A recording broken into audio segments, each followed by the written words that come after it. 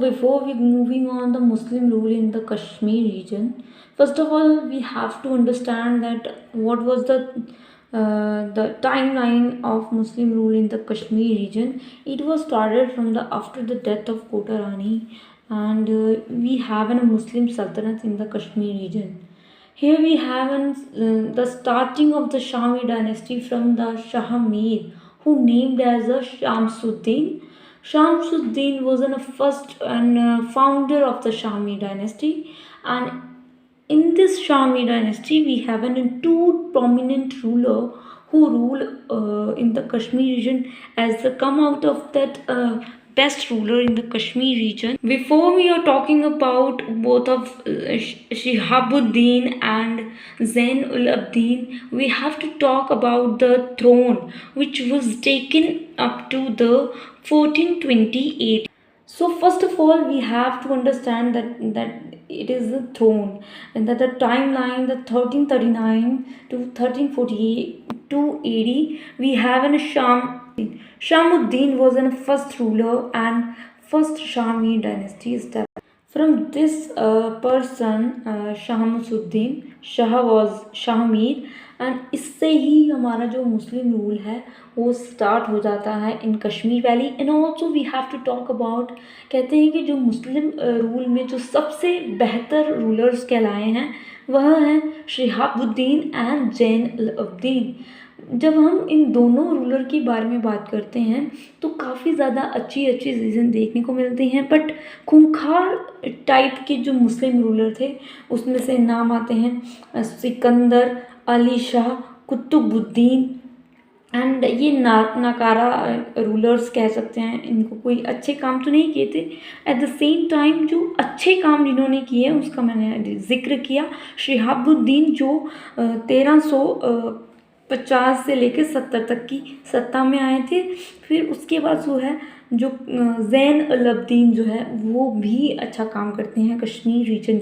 अब ये तो हमें पता है कि जो रिंचिन था वो इस्लाम. अब यहाँ पे है Shahmir. Shahmir was an name ascend with the name of sultan Shamuddin, ये तो हमने पढ़ा. उसके बाद कश्मीर एरा स्टार्ट हो जाता है. ये कहते हैं कि जो रिंचिन था वो कन्वर्टेड इस्लामिक को मानता था, वो कन्वर्टेड मुस्लिम था, बट जो शाहमीर था वो शुद्ध देसी मुस्लिम था. इसीलिए जो मुस्लिम रूलर का फर्स्ट फाउंडर माना जाता है उसको शाहमीर को माना जाता है, जो किस नाम से सुल्तान बनता है, शामुद्दीन. अब ये तो हमने पढ़ लिया कि शामुद्दीन के जो काम हैं वो उतने मायने नहीं रखते हैं हमारे लिए, but at the same time उसके थ्रोन को आगे असेंड करने वाला होता है जमशेद. जमशेद ने कहते हैं कि एक स्पोर में ब्रिज बनाया था, इसलिए जमशेद को उस नाम से. We have an line that Jamshed rule till 1343 AD. He built a bridge in. फिर आता है Alauddin. Alauddin was an era of peace, and Alauddin के टाइम पे रिकंस्ट्रक्शन का वर्क चल रहा था क्योंकि was destruction mainly by the डिल्यूजर वॉज हैपन. अब आता है सुल्तान शाहिबुद्दीन. इसके बारे में अगर हम पढ़ें तो इसका जो रूलिंग पीरियड टाइम है वो 20 साल का है. इसके बारे में थोड़ा जानकारी.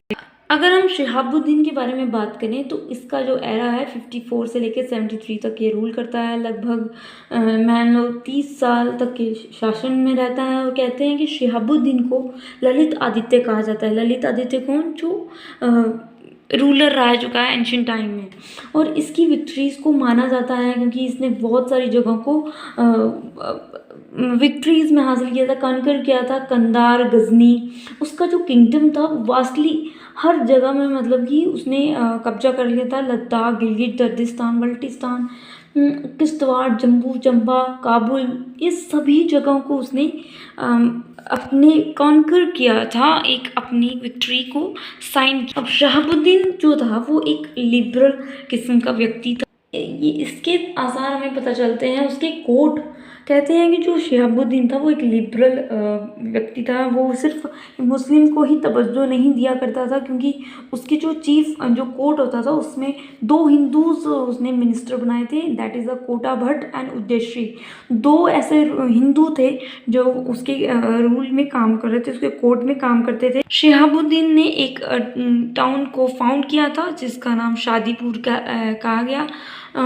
मिडिवल हिस्ट्री में शिहाबुद्दीन को एक ललित आदित्य के नाम से जाना जाता है। ललित आदित्य को समुद्रगुप्त के नाम से जाना जाता है और दोनों बेस्ट रूलर होते हैं क्योंकि उन्होंने बहुत डेवलपमेंट की होती है, रिकन्स्ट्रक्शन की होती है, बहुत सारी जगहों में कॉन्क्रीट किया होता है। उस टाइम पे वो इस तरह से निकल के आते क्योंकि उसके जो पूर्वज थे वो इतना अच्छा काम तो नहीं कर पाते, but Shihabuddin was an excellence in his work. ठीक है, शिहाबुद्दीन को प्रोसीड करता है, सक्सीड करता है कुतुबुद्दीन।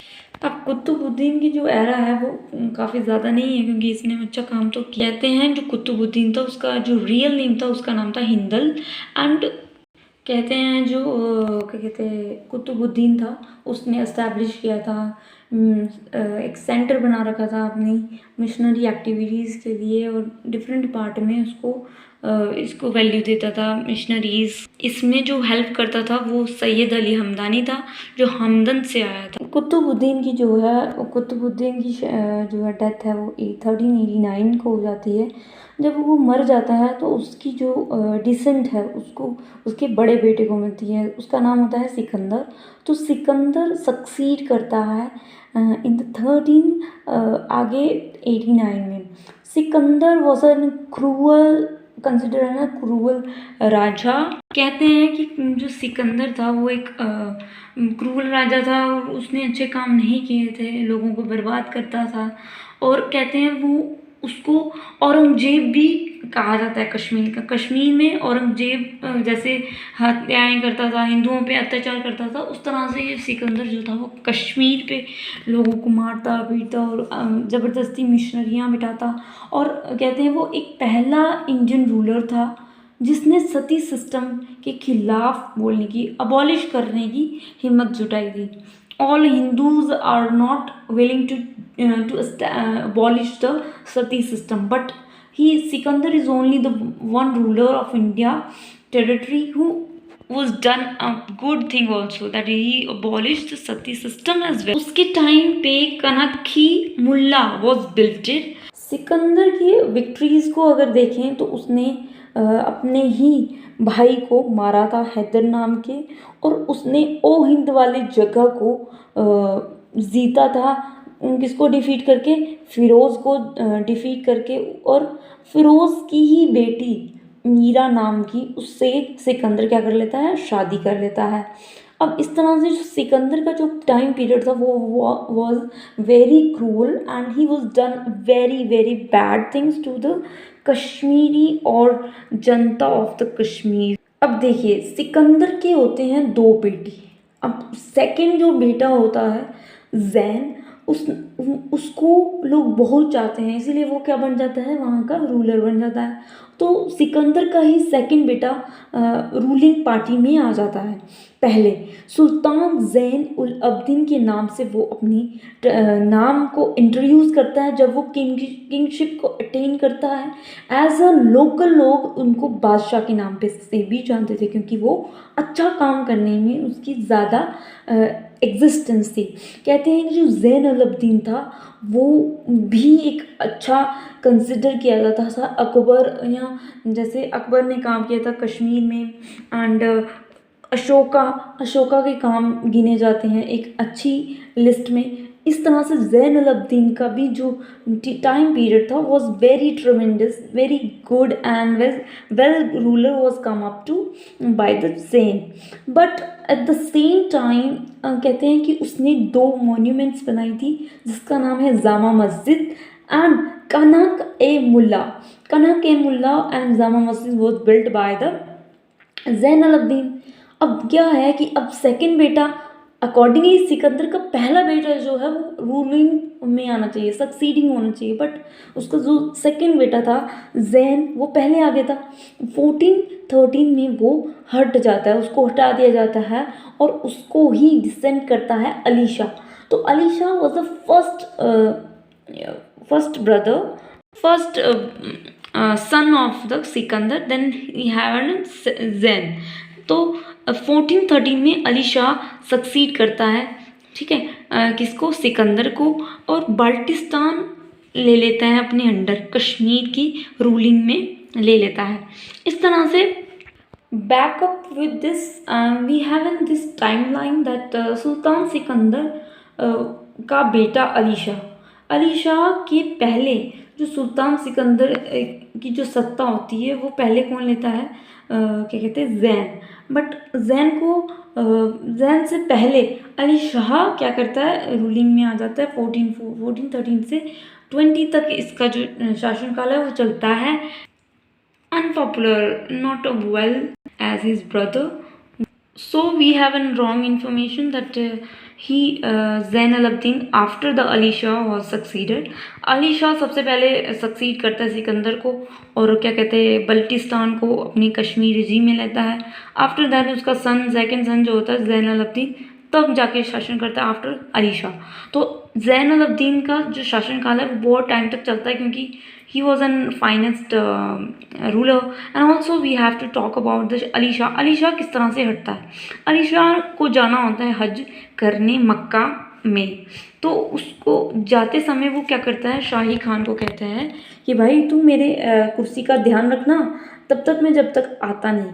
और इस तरह से वो हज करके आ जाता है और मक्का से हज करके, तो शाही खान उसको रिफ्यूज़ कर देता है, उसको नहीं देता वापस, उसकी जो सत्ता है वो उसको नहीं देता। इस तरह से जो है शाही खान चला जाता है 1420 में, वो यहाँ से चला जाता है। इट मीन्स कि शाही खान क्या करता है, परफॉर्म कर इसके एक ही साल में क्या करता है वहाँ से निकल जाता है। 1413 से 1420 तक जो है अली शाह की ही सत्ता चलती है, पर एट द सेम टाइम वो हज करने जाता है, इसलिए हज करते समय वो वापस आता है तो उसको रिफ्यूज़ कर देता है देने को। इस तरह से जो सुल्तान अब्दीन है वो अपने आप को बादशाह कहता है और अपने आप को रूलर घोषित कर देता है वहाँ का। इस तरह से जो है जैन है, Zain was an golden remark as a golden age of a Kashmir, क्योंकि वो उसका जो काम है वो बहुत मेंशन किए गए हैं और ऑल्सो राजतरंगिणी में इसको मेंशन किया गया है कि he was an a finance. इसने क्या किया था, पंजाब, वेस्टर्न तिब्बत, लद्दाख, बाल्टी, कुल्लू, ओहिंद और सभी जगहों को अपने अंडर ले लिया था, अपने किंगडम में ले लिया था। और सिर्फ जसरत खान और खक्कर, जसरत खान खक्कर एक नाम है जो उसका कमांड कर रहा था, आर्मी इन चीफ था, वो दिल्ली में कूच नहीं कर पाया था और सभी जगह उसने कूच कर लिया था। कहते हैं कि जिस सुल्तान था बहुत फ्रेंडली था, फ्रेंडली रिलेशन से इसके जो अंडर जो चीफ्स से रहते थे। और इस तरह से रजौरी का एक किंग था सुंदर सिंह, उससे शादी कर लेता है। तीसरी बीवी जो है इसकी जैन की वो सुंदरा देवी कहलाती है। और कहते हैं ये मैरी करता है सुंदरा देवी से और उससे सुंदरा देवी से उसका सन होता है अदम खान। अदम खान वजन जैन अल-अब्दीन को माना जाता है एक last ruler who perform an सब। एक ऐसा कश्मीरी है जिसने रूल किया है all over the other countries, other parts of Indian सब कॉन्टिनेंट। पूरी जगह इसने अपना परचम लहराया, अपना किंगशिप अटेन की। और इसका ही जो बेटा है अदम खान, वो क्या करता है, अपनी वहाँ पे सत्ता बनाने की कोशिश करता है। इसके बाद जो है वो अच्छे रूलर्स नहीं हैं, but we have to talk about all of those sudden things. But इसके तक जो है 470 में इसकी मृत्यु हो जाती है। उसको डिसेंड करने के लिए आ जाते हैं उसके बेटा और उसके कज़न्स। अब कज़न्स और उनमें बहुत सारी लड़ाइयाँ होती हैं। अदम खान जो है, Adam Khan try to grab the throne of his brother. अब उसका जो ब्रदर होता है, कज़न्स हैदर और अदम, दोनों में लड़ाइयाँ चल रही होती हैं। पर हैदर जो होता है, Haidar was not a popular ruler at that time. अब अदम खान क्या करता है, थ्रोन को लेने की कोशिश करता है। इस तरह से वो अदम खान फेल हो जाता है अपने फ्यूचर प्लान। इस तरह से जो अदम खान है वो हैदर शाह से अच्छे से लड़ नहीं पाता है और वो जम्मू आ जाता है। और किससे हेल्प लेता है, राजा की, जम्मू में राजाज होते थे, वो उनसे हेल्प लेता है। और क्या कहता है कि मुझे हैदर से बचाओ और मुझे यहाँ पे सत्ता करने दो। पर हैदर जो है वो किसका भाई होता है, इसी का भाई होता है, कहते अदम खान का। अब क्या है, इन दोनों में लड़ाइयाँ तो हो रही हैं, आदम खान तो बन चुका है थ्रोन को, बट लड़ाइयाँ तो हो रही थी।